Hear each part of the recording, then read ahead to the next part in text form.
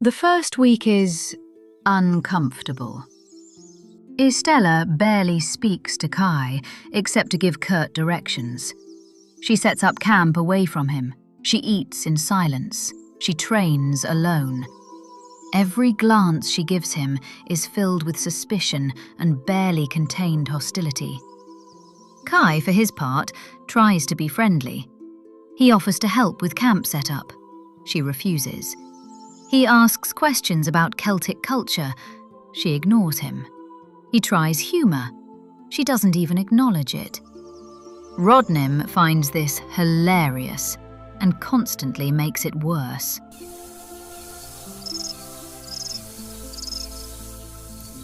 So, how long have you been Morrigan's champion? 300 years. 300? Wow, that's a long time. What was it like back then? Why do you care? Just making conversation. We're gonna be traveling together for a while, right? Might as well get to know each other. I am here to monitor you, not befriend you. Right. Got it. Silent treatment it is. Oh, come on, Red. Give the kid a break. He's trying to be nice. Unlike me, I'm trying to be annoying. You are succeeding. Rodnim. Let them be. But watching them not talk is so boring. Kai decides to hunt for food to contribute to their survival. He's decent at it. Years of living in poverty taught him how to catch fish and trap small game. He returns to camp with a rabbit, cleaned and ready to cook. Got dinner. You want one? You hunted? Yeah. Figured I should pull my weight. I'm not just gonna be dead weight on this trip. You know how to survive in the wilderness. Where I'm from, you learn quickly, or you don't eat. The Caribbean. You said you're from an island. Yeah. Not exactly paradise, like the tourist brochures say. At least, not where I lived.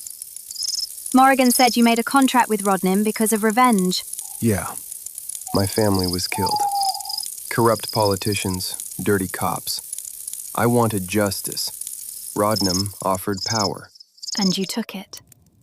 Even knowing it would curse you. I didn't know it would be like this. But yeah, I'd do it again. They needed to pay. I understand revenge. You do? My clan was betrayed, attacked, scattered. That's why I contracted with Morrigan. To protect what was left. To fight back against the shadows that threatened us. So we're not that different. Perhaps not, but you are still a threat to fate itself. Do not mistake this for trust. Estella realizes that if Kai is going to be traveling with them, he needs to learn how to actually fight beyond street brawling and chaos disruption. His technique is terrible. You fight like an angry child. Excuse me? I've survived plenty of fights. Against mortals with no training. Against a real warrior, you would die in seconds. I literally can't die. That is not an excuse for poor form. And dying repeatedly is still painful, is it not? Yeah, actually. Very painful. Then learn to not die. Proper stance, proper technique. Your chaos energy is powerful, but without discipline, it's wasted. So, you're gonna train me? I am going to prevent you from embarrassing yourself. There is a difference. The training begins. Estella corrects Kai's fighting stance with her staff, literally hitting his legs to position them correctly. He grumbles, but learns. She teaches him to focus his chaos disruption into concentrated bursts rather than wild explosions. He struggles, but gradually improves. She attacks him relentlessly, forcing him to learn to dodge, block, and counter, rather than just tanking hits and resurrecting. They spar daily. He dies. A lot. But each time, he gets a little better, a little faster, a little smarter. Day 24. Kai manages to disrupt one of Estella's magical attacks mid-cast, forcing her to dodge his counterstrike. He didn't land the hit, but he came close. Better. You're learning. Coming from you, that's practically a marriage proposal. Do not get ahead of yourself, Disruptor. Oh, he likes you. Look at that smile. Shut up, Rodnam. Day 27. A group of mortal bandits attacks them on the road, thinking they're easy targets. Big mistake. Kai and Estella fight side by side for the first time. Their movements begin to sync. Kai disrupts defenses, while Estella strikes with precision. He covers her flanks while she provides magical support. That was pretty smooth. We work well together. You did not die. That is progress.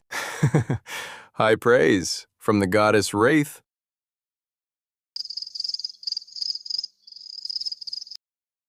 As the weeks pass, the silences between them become less hostile and more comfortable. They begin to actually talk. Not just about tactics or survival, but about life. Do you understand what you have become? Truly. What do you mean? Immortality. You will watch the world change. Watch people grow old and die while you remain. It is lonely. You've been alive for 300 years. Do you regret it? I slept for most of it. 200 years in stasis. When I woke, everyone I knew was gone. My family, my friends, my clan. Scattered or dead. I'm sorry. That is the price of power, of contracts with deities. We gain strength, but we lose connection. To time. To mortality. To a normal life. Doesn't sound like much of a reward. It is not meant to be a reward. It is meant to be a purpose. Without purpose, immortality is just waiting to die. So what's your purpose? To protect what remains of my clan. To serve Morrigan. To maintain the balance of fate. And mine? I do not know yet. Perhaps that is what Morrigan wants to discover. Night 38. They talk about family, about loss, about the empty spaces where loved ones used to be. You said your clan was scattered. Do you have any family left? Distant relatives. Cousins I have never met.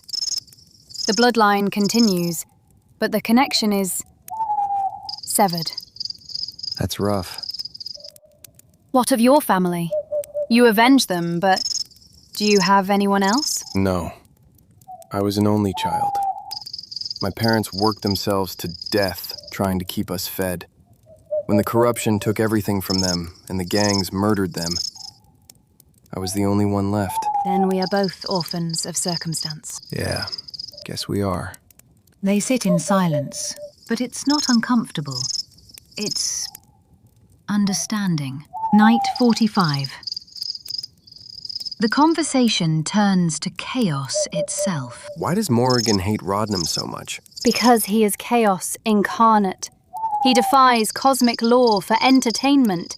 He granted you infinite resurrection because he thought it would be funny. It's not funny.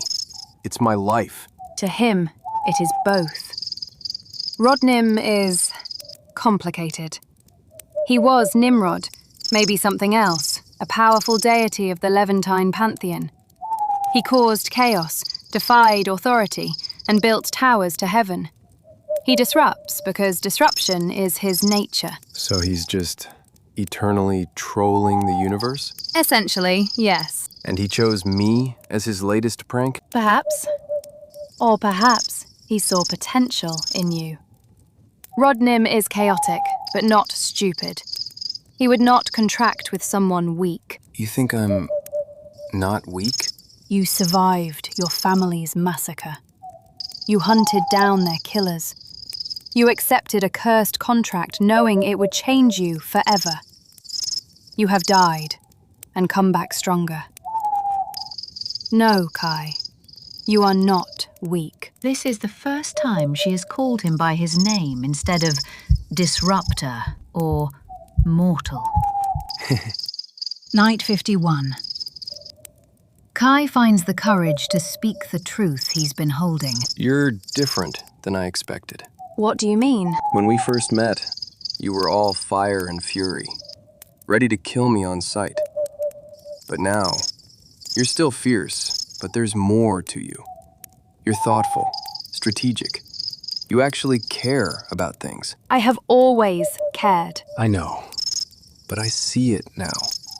The way you talk about your clan, the way you protect people even when they don't know you're doing it. You're not just a warrior.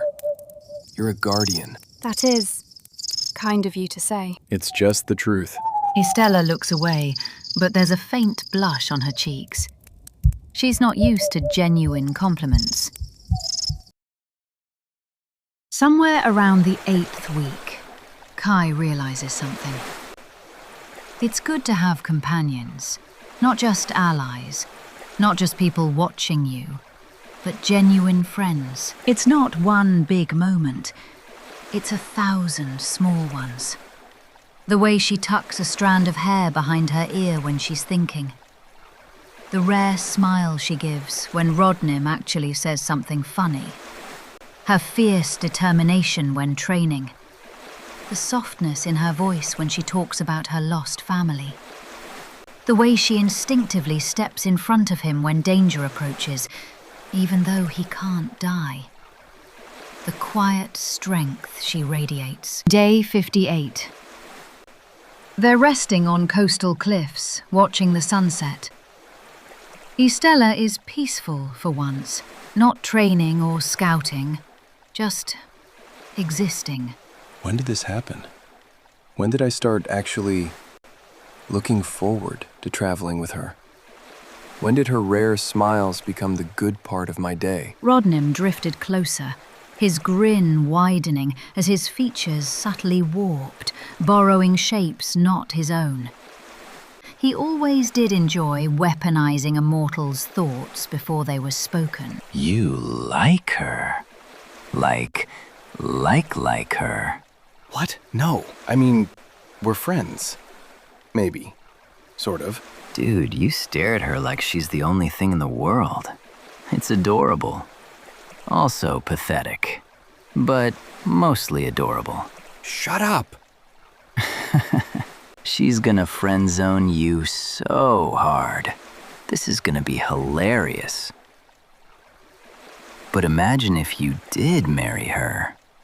Oh man, that would be even funnier. And then, against his will, Kai's mind conjures the image. Complete torture.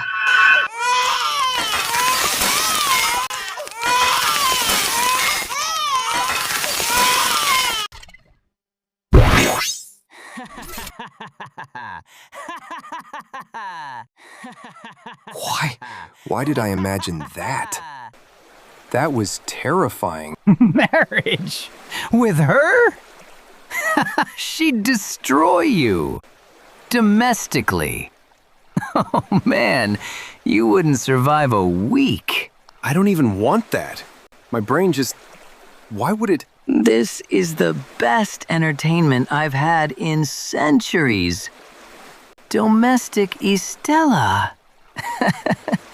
Did you wash the diapers, Kai? Stop. Just stop. And stop doing that thing with your face. That was not funny. Oh, it absolutely was. Your brain picked the mask. I just wore it. Day 62. A minor deity, a territorial nature spirit, attacks them, angry at their presence in its domain. It's powerful enough to actually threaten Estella. Watch out!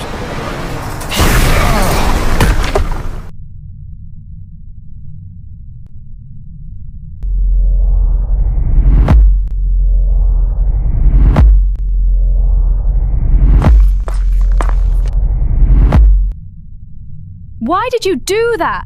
You know I can defend myself. I know. But I couldn't just watch you get hurt. That is illogical. You died. Yeah, but you didn't. That's what matters. Estella stares at him, trying to understand why he would sacrifice himself for her when he knows she's stronger. It doesn't make sense. Unless... She doesn't finish the thought. Foolish boy. Feelings make you vulnerable. I don't care. Monitor him closely. His emotions are becoming complicated, but I know what's happening. Friendship deepening into something that could become more. And I'm calculating what it means for the threads of fate. The curse clause. The variables aligning. Day 68. Late night. Campfire. They are alone. I am in meditation.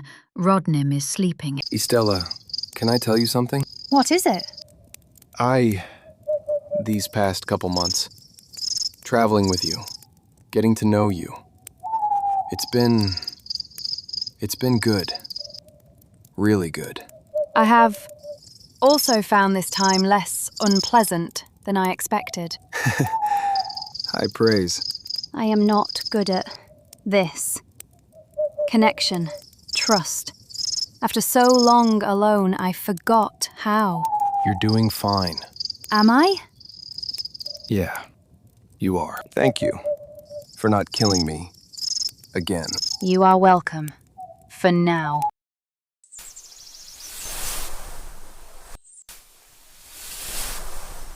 After nearly 3 months of traveling together, Estella makes a decision. I need to return to my clan's lands. Your clan? I thought they were scattered. They were. But Morrigan has sensed disturbances. Dark energy corrupting the sacred sites. I must know if my people are safe. Then we go. Together. This may be dangerous.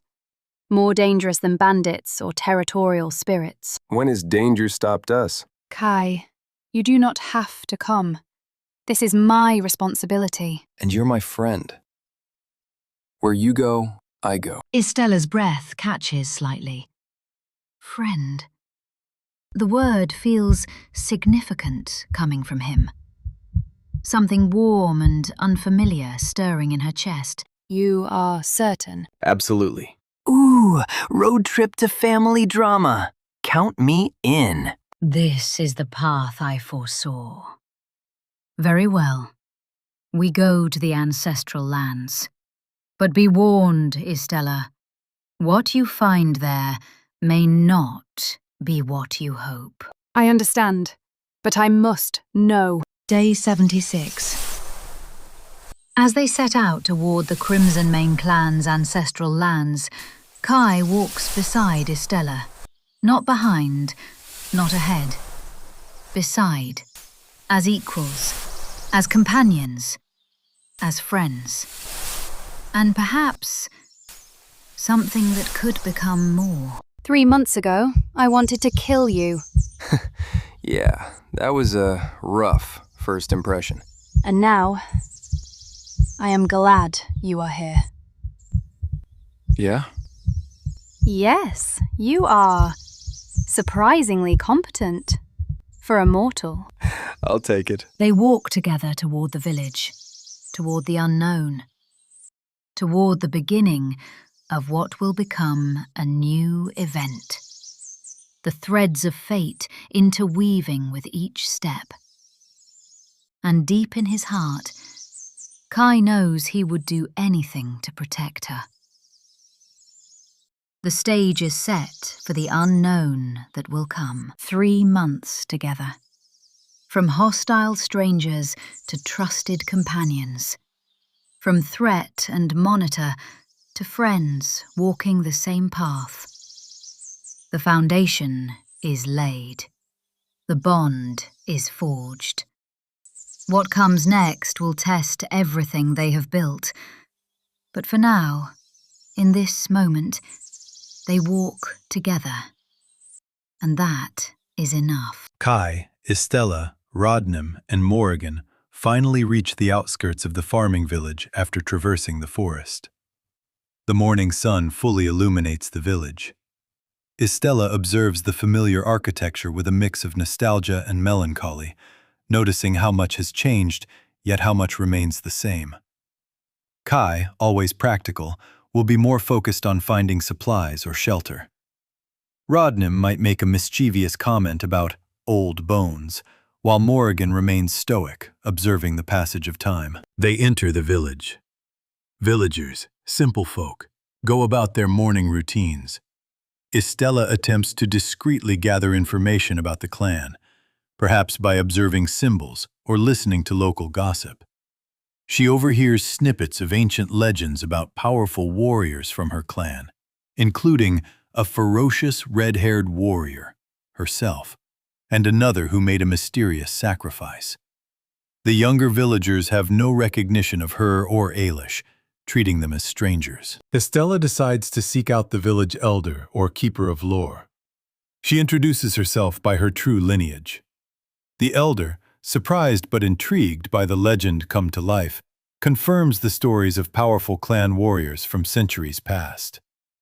The elder speaks of a prophecy or a foreboding shift in the ancient magic that once protected the clan, hinting at a coming conflict that might involve ancient bloodlines or reawakenings. Perhaps the sacred grove outside the village, tied to the clan's magic, shows signs of distress. Estella realizes that her return, and perhaps the impending re-emergence of Ailish, is tied to this imbalance.